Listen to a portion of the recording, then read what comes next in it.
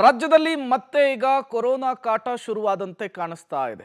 ಒಂದು ಕಡೆ ಸಕ್ರಿಯ ಪ್ರಕರಣಗಳ ಸಂಖ್ಯೆ ಏರಿಕೆ ಆಗ್ತಾ ಇದ್ರೆ ಮತ್ತೊಂದು ಕಡೆ ಬೆಂಗಳೂರಿನಲ್ಲಿ ಕೊರೋನಾ ಸೋಂಕಿಗೆ ಮೊದಲ ಬಲಿಯಾಗಿದೆ. ಇಬ್ಬರಲ್ಲಿ ಕೊರೋನಾ ಕನ್ಫರ್ಮ್ ಆಗಿತ್ತು. ಒಬ್ಬ ವ್ಯಕ್ತಿ ಸಾವನ್ನಪ್ಪಿದ್ದಾರೆ ಅನ್ನುವಂತಹ ಮಾಹಿತಿ ಸಿಗ್ತಾ ಇದೆ. ಮೈಸೂರಿನಲ್ಲಿ 2 ಸಕ್ರಿಯ ಪ್ರಕರಣಗಳು, ವಿಜಯನಗರದಲ್ಲಿ ಒಬ್ಬರಿಗೆ ಕೊರೋನಾ ಪಾಸಿಟಿವ್ ಆಗಿದೆ. ರಾಜ್ಯದಲ್ಲಿ ಇವತ್ತು 5ರಲ್ಲಿ ಕೊರೋನಾ ಪಾಸಿಟಿವ್ ಪತ್ತೆಯಾಗಿರುವಂತಹದ್ದು. ಒಟ್ಟು ಬೆಂಗಳೂರಿನಲ್ಲಿ 32 ಕೇಸ್ಗಳು ಪತ್ತೆಯಾಗಿದೆ.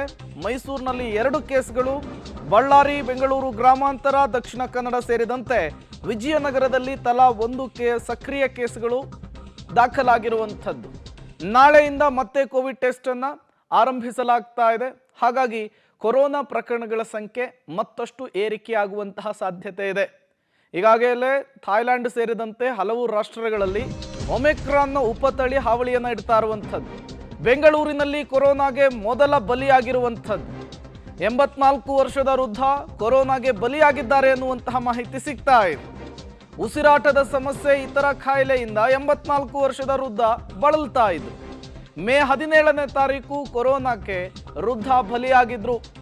ಈ 84 ವರ್ಷದ ವೃದ್ಧ ಬೆಂಗಳೂರಿನ ವೈಟ್ಫೀಲ್ಡ್ ಮೂಲದವರು ಅನ್ನುವಂತಹ ಮಾಹಿತಿ ಸಿಗ್ತಾ ಇದೆ. ಈಗಾಗಲೇ ಬೆಂಗಳೂರಿನಲ್ಲಿ 32 ಸಕ್ರಿಯ ಪ್ರಕರಣಗಳ ಸಂಖ್ಯೆ ಇರುವಂಥದ್ದು. ಈ ಬೆನ್ನಲ್ಲೇ ಆರೋಗ್ಯ ಇಲಾಖೆ ಹೆಲ್ತ್ ಬುಲೆಟಿನ್ ಅನ್ನು ರಿಲೀಸ್ ಮಾಡಿದೆ. ಇದರಲ್ಲಿ ಕೊರೋನಾಗೆ ಮೊದಲ ವ್ಯಕ್ತಿ ಬಲಿಯಾಗಿರುವಂಥದ್ದು. 2 ವರ್ಷಗಳ ಬಳಿಕ ಮತ್ತೆ ಕೊರೋನಾ ಈಗ ರಾಜ್ಯದಲ್ಲಿ ಕಾಣಿಸಿಕೊಳ್ತಾ ಇರೋದು ಆತಂಕಕ್ಕೆ ಕಾರಣವಾಗ್ತಾ ಇದೆ. ಮುಖ್ಯವಾಗಿ ಕೇರಳ, ಮಹಾರಾಷ್ಟ್ರದಲ್ಲೂ ಕೂಡ ಪ್ರಕರಣಗಳು ಜಾಸ್ತಿ ಆಗ್ತಾ ಇದೆ.